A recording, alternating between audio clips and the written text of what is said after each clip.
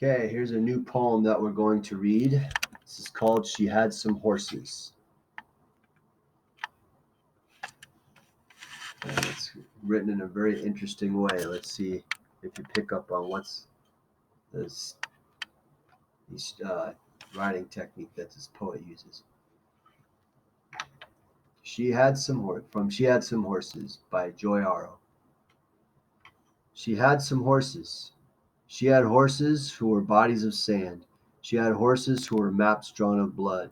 She had horses who were skins of ocean water. She had horses who were the blue air of sky. She had horses who were fur and teeth. She had horses who were clay and would break. She had horses who were splintered red cliff. She had some horses.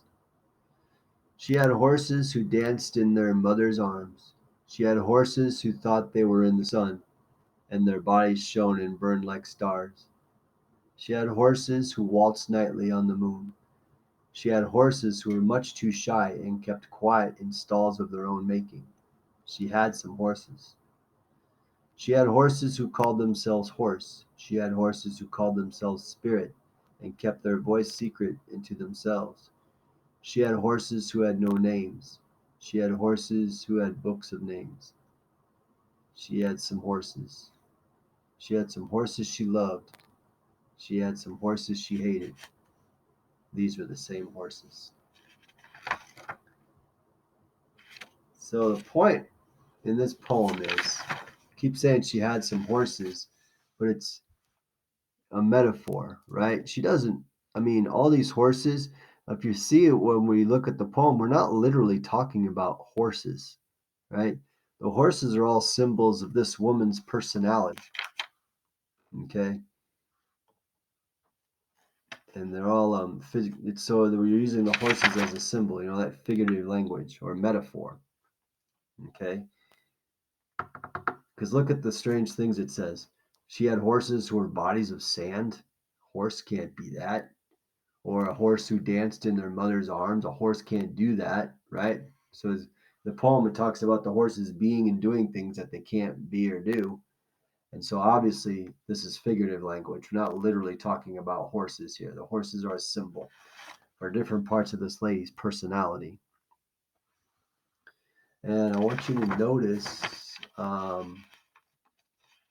in the poem, every line, she had horses, she had horses, she had horses. Every line begins the same, doesn't it? Well, there's a name for that. It's called anaphora. Anaphora means it's a repetition of words at the start of a series of lines in a poem. When you keep starting with the same words over and over again, like this, she had horses, she had horses. That's called anaphora. Okay? And so what we're going to try to do today is make our own poem. I'm kind of skipping through some of this stuff because it's really difficult to understand in a video. But bottom line, you guys are going to write a poem yourself using this anaphora, where you choose a phrase to say over and over again. Now, this poem is going to be about your personality. Okay, it's going to be about you.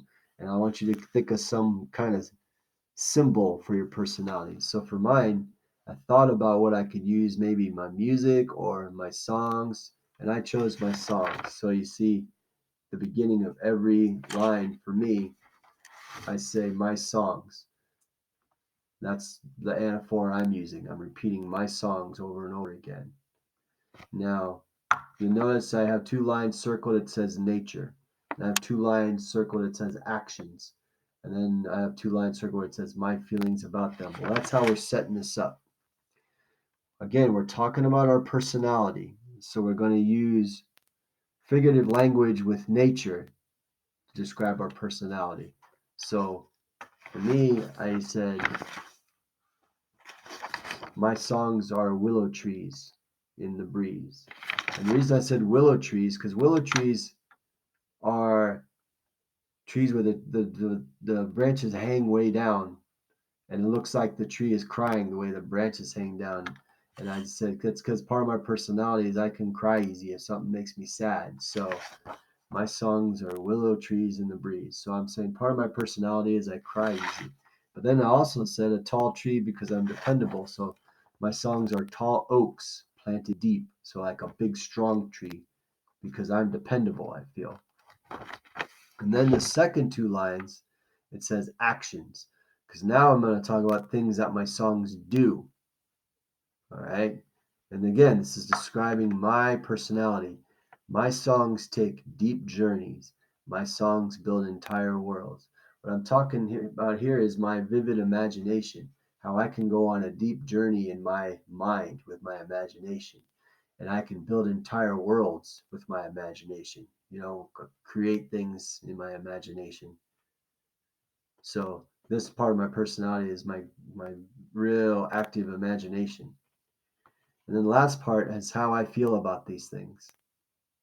All right, I say my songs set me free, and my songs are silver and gold. So when I say my songs set me free, I'm saying my thoughts and my personality, keeps me free from being like others. I have the freedom to be like myself, which is what we all want.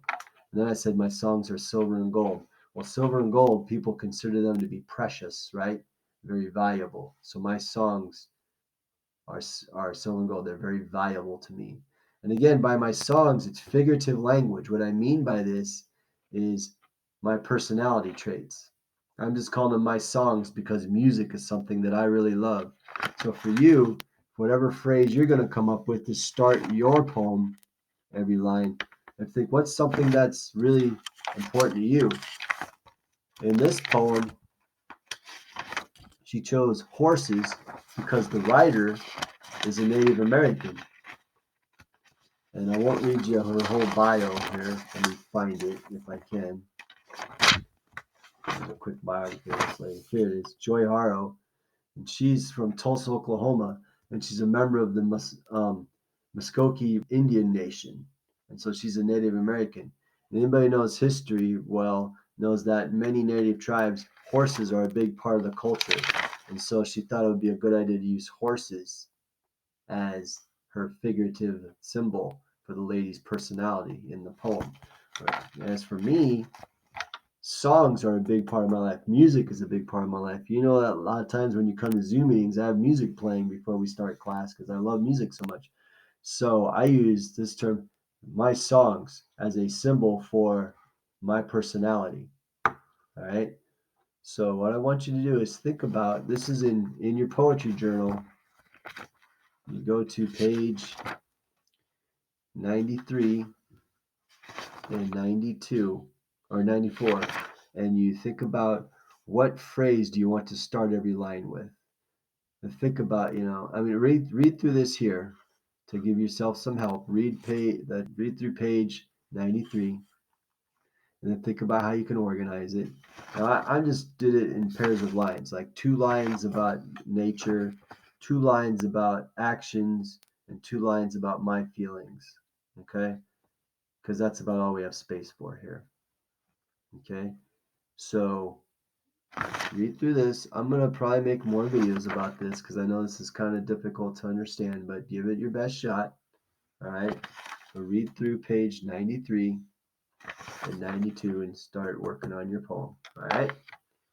Okay, good.